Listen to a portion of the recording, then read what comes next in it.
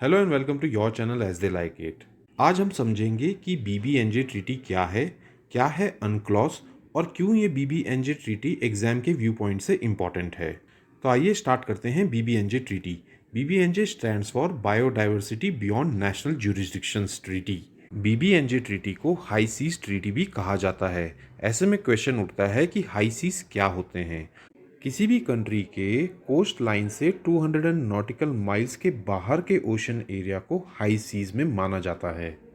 Recently एक fifth meeting हुई थी इंटर गवर्नमेंटल कॉन्फ्रेंस की इन न्यूयॉर्क, जहाँ पे कि ये ट्रीटी को साइन किया गया है। यहाँ पे ये बात भी जान लें कि बीबीएनजे ट्रीटी को इसलिए साइन किया गया है ताकि हाई सीज के बायोलॉजिकल रिसोर्सेज को कंजर्व किया जा सके और उनका सस्टेनेबल यूज़ किया जा सके। ये भी एक इम्पॉर्टेंट फैक्ट है कि intergovernmental conference number 5 convene की गई है अंडर द अनक्लॉज, यानी कि United Nations convention on the law of sea, जिसे हम आगे समझेंगे।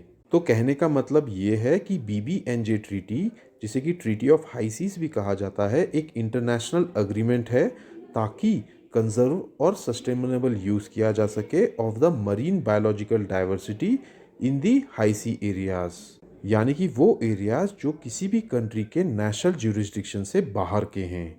और ये बीबीएनजे ट्रीटी डेवलप की गई है with in the framework of अनक्लॉज। अब क्वेश्चन ये उठता है कि आखिर बीबीएनजे टाइप की ट्रीटी की ज़रूरत क्या थी। इसका सबसे बड़ा रीज़न ये है कि हाई सी एरियाज़ या बियॉन्ड नेशनल ज्यूरिसडिक्शन के जो एरियाज़ कह सकते हैं हम, वो 95% ऑफ द ओशन एरिया है। और ये 95% एरिया प्रोवाइड करता है invaluable ecological, economic, social, cultural, scientific and food security benefits. और दूसरा कारण ये है क्योंकि ऐसी कोई ट्रीटी अब तक नहीं थी, तो ये जो इनवैल्यूएबल एरिया है ना, ये बहुत वल्नरेबल हो गया टू द ग्रोइंग थ्रेट्स। और ये थ्रेट्स थी जैसे कि pollution, over exploitation and the impacts of climate change. क्योंकि ये high sea areas extremely biodiverse थे और क्योंकि in absence of any such regulation और ट्रीटी, इन एरियाज को ओवरली एक्सप्लॉयट किया गया। आइए अब ब्रीफ में जान लेते हैं कि अनक्लॉज क्या है। UNCLOS stands for United Nations convention on the law of sea 1982।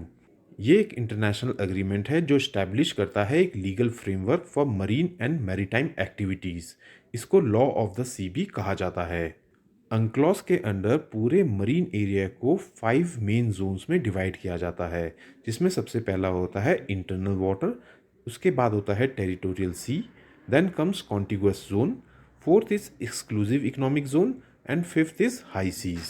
ये अनक्लॉज कन्वेंशन जो है वो एक लीगल स्टेटस देती है डिफरेंट मैरीटाइम जोन्स को। ऐसा इसलिए किया गया है ताकि इन मैरीटाइम जोन्स को गवर्न किया जा सके बाय द कोस्टल कंट्रीज। आइए अब ब्रीफ में देखते हैं कि हाई सीज ट्रीटी के क्या 4 मेन ऑब्जेक्टिव्स हैं। सबसे पहला प्रोविज़न इसमें दिया गया है for the demarcation of the marine protected areas, जैसा कि प्रोटेक्टेड फॉरेस्ट और वाइल्ड लाइफ एरियाज में किया जाता है। सेकेंड ऑब्जेक्टिव है sustainable use of marine genetic resources. इसका थर्ड ऑब्जेक्टिव है कि एनवायरमेंटल इम्पैक्ट असेसमेंट भी किया जाए इन ओशन एरियाज में, ताकि सभी मेजर एक्टिविटीज़ का इम्पैक्ट पता चल सके। एंड फोर्थ ऑब्जेक्टिव है capacity building and technology transfer among the members. तो दोस्तों ये थी हमारी कवरेज रिगार्डिंग बीबीएनजे ट्रीटी। अगर आपको ये पसंद आई हो तो हमारे चैनल को लाइक एंड सब्सक्राइब